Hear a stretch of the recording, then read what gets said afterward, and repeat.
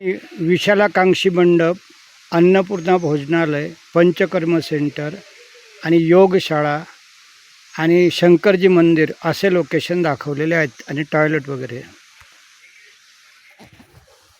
मंदिराची ही स्टेज साईडची बाजू दिसते आणि आम्ही आता दुसरीकडे त्याला फेरी मारून जात आहोत.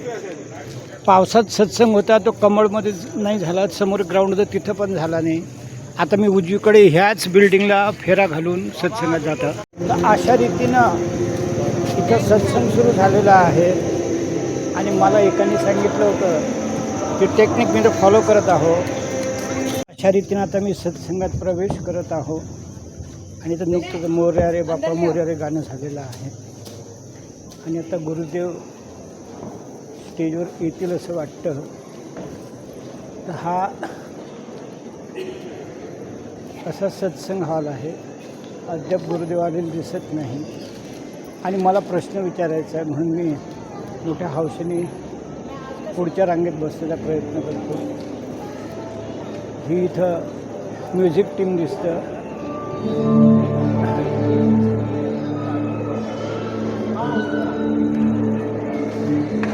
सत्संग कुठलाही असो तो चांगलाच असतो आणि श्रेष्ठ असतो.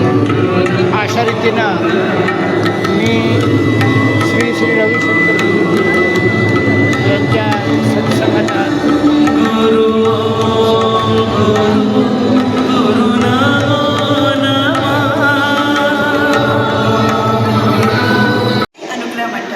रविशंकरजी सत्संग बंगलोर.